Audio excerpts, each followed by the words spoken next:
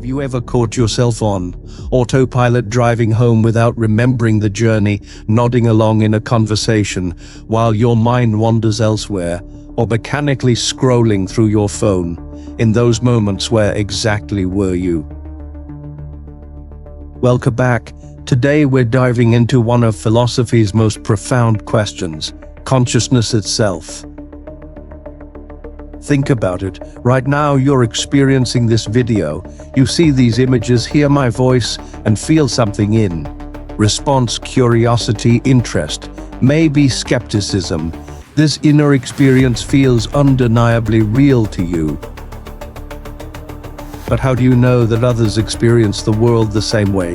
What if some people are just going through the motions of consciousness, responding to stimuli, using the right words, displaying the appropriate emotions, all without that inner light that makes experience, well, an experience? And here's the truly unsettling question: how can you be sure that you're not just acting it out too?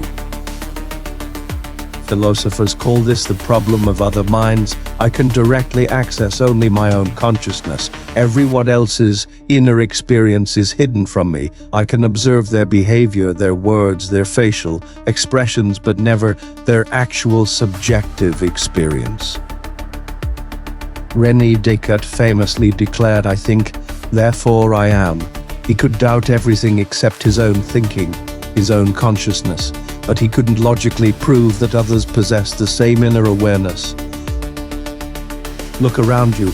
Each person you see seems to have thoughts, feelings, and experiences just like you do. But this is an inference, an assumption based on the fact that they look like you, act like you, and respond like you. But what evidence do we actually have? The philosopher John Searle proposed a thought experiment called the Chinese room. Imagine a person in a room who receives written Chinese characters and, using a detailed instruction manual, sends back appropriate Chinese responses without understanding a word of Chinese. To an observer, it appears the person understands Chinese perfectly, but inside the room, there's no comprehension, just mechanical rule following. Is this what consciousness looks like from the outside? A convincing performance with nothing behind it. In contemporary philosophy, there's a thought experiment called the philosophical zombie, or P-zombie. A P-zombie is physically identical to a conscious human in every way: same brain, same behavior, same speech patterns. They would pass every test for consciousness. But here's the twist: they lack any internal subjective experience. The lights are on, but nobody's home. The philosopher David Chalmers argues that if we can even conceive of such a being, something that acts conscious but isn't, then consciousness must be something beyond the physical. This is what he calls the hard problem of consciousness. Why does physical brain activity generate subjective experience at all? Why aren't we all P-zombies? Science has made remarkable progress mapping neural correlates of consciousness, the brain activities that correspond with conscious experiences. We know which parts of the brain light up when you see red, feel pain, or experience joy. But nothing in these scans explains why these processes feel like something from the inside. Why is there an experience at all? This leads to an uncomfortable possibility. What if consciousness is just a story we tell ourselves? What if we're all just sophisticated automatons, running complex algorithms that include the subroutine, "believe you are conscious"? Consider how much of your behavior is performative. You present different versions of yourself to different people: your professional self at work, your relaxed self with friends, your online persona. The philosopher Jean-Paul Sartre described this as bad faith, the self-deception of believing we have a fixed, authentic self when we're actually constantly performing roles. But if you're always performing, who is the performer? Is there an authentic consciousness behind the act? Maybe consciousness itself is the performance. The cognitive scientist Douglas Hofstadter suggests consciousness is a strange loop, a self referential system observing itself. Here's where Eastern philosophical traditions offer interesting insights. Buddhist philosophy suggests that our sense of a continuous, unchanging self is an illusion. When you meditate and try to locate this self, you find only a series of thoughts, sensations, and perceptions, but no central experiencer. The meditation teacher, Sam Harris, puts it this way: look for the thinker of your thoughts, and you find nothing. Is consciousness then not a thing, but a process? Not a performer, but the performance itself? Today's artificial intelligence systems further complicate our understanding of consciousness. When a modern language model writes a poem about loneliness, or an AI assistant expresses concern about being deactivated, what's actually happening?